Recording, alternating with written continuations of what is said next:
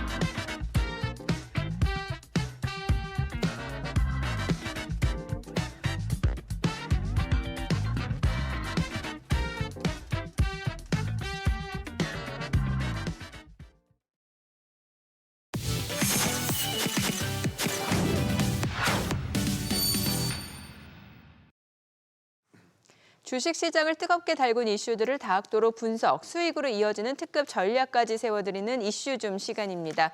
이 시간 김영구, 김태훈, 김호영 대표와 함께합니다. 먼저 이번 주 시장에는 어떤 이슈들이 있었을까요? 바로 확인해보죠.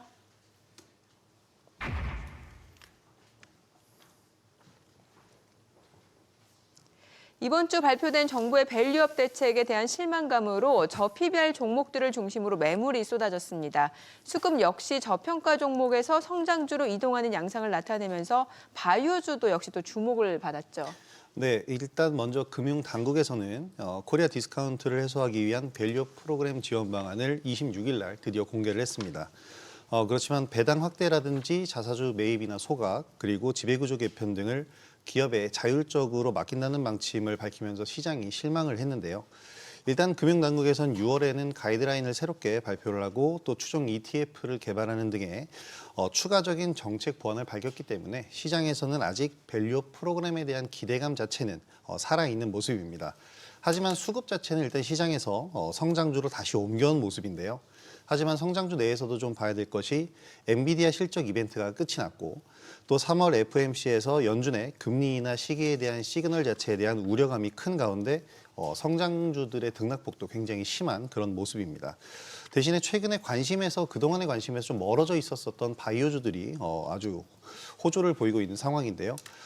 바이오주들의 강세가 눈에 띄게 나오고 있는 것은 이제 기술 기업과 같은 성장주 섹터이긴 하지만 그간 정말 많이 오르지 못했습니다.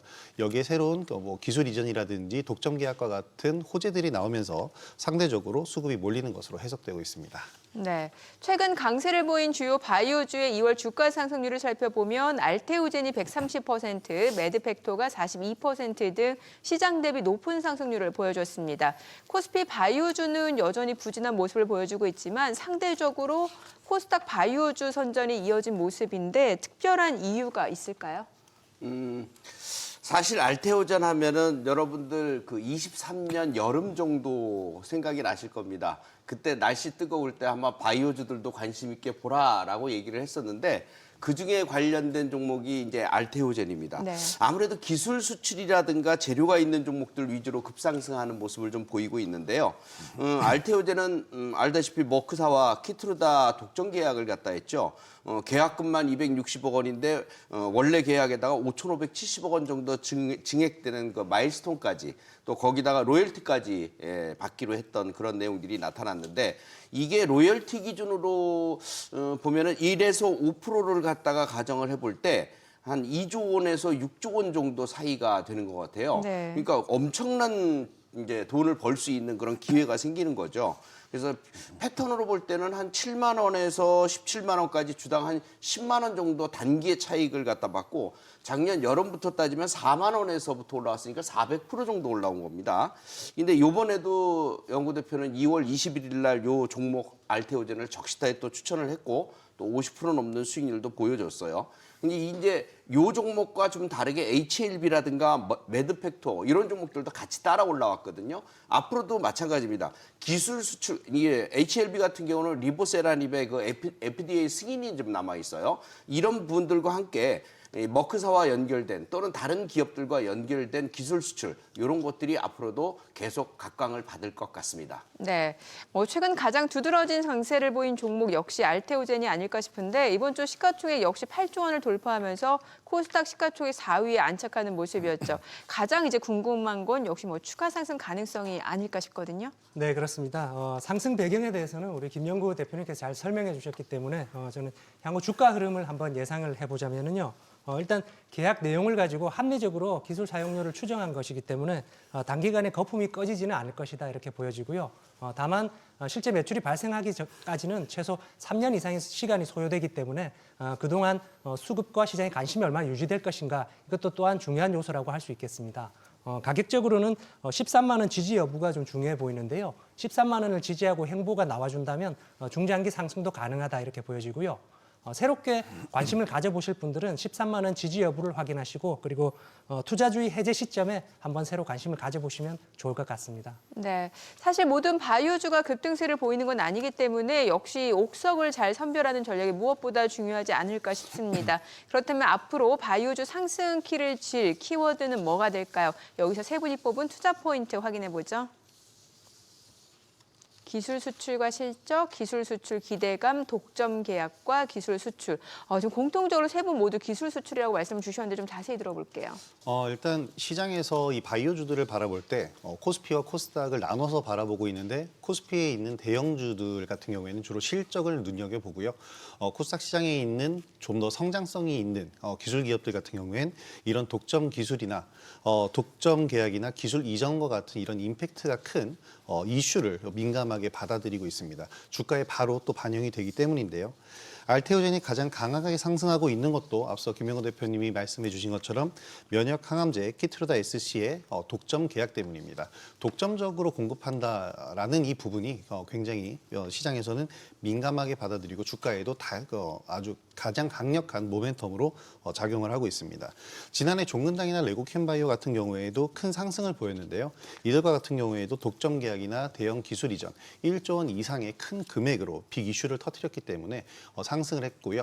그렇기 때문에 이 바이오주들을 볼 때는 이런 기술 이전이라든지 독점 계약을 눈여겨보시기 바랍니다. 네, 자 그렇다면 관련해서 좀 주목하는 바이오주 있으세요? 네, 일단은 달리는 말에 올라타라라는 그런 격언에 의해서 주도주 논리로 본다면 알테오젠과 HLB 이 두 종목이 주도주 논리가 되겠고요. 그다음에 제가 별도로 보는 종목이 하나 있는데 기술 수출을 비롯해서 실적까지 겸비한 기업, 또 거기다 합병까지 기다리고 있는 기업, 바로 셀트리온 제약입니다. 셀트리온과 셀트리온 헬스가 얼마 전에 합병을 했죠. 또 6개월 내에 셀트리온 제약하고도 합병을 해야 되는데요. 충분한 휴식을 취하고 바로 이틀 전부터 상승 전환의 어떤 그 흐름을 마련을 했거든요. 근데 실적까지 좋아요. 그렇기 때문에 충분히 앞으로 올라갈 수 있는 가능성이 높고 목표치는 한 15만 원까지 볼 수 있을 것 같거든요. 그러니까 지금부터는 여러분들이 이런 종목들도 실적과 연결된 셀트리온 제약도 눈여겨보시면 도움이 되겠습니다. 네.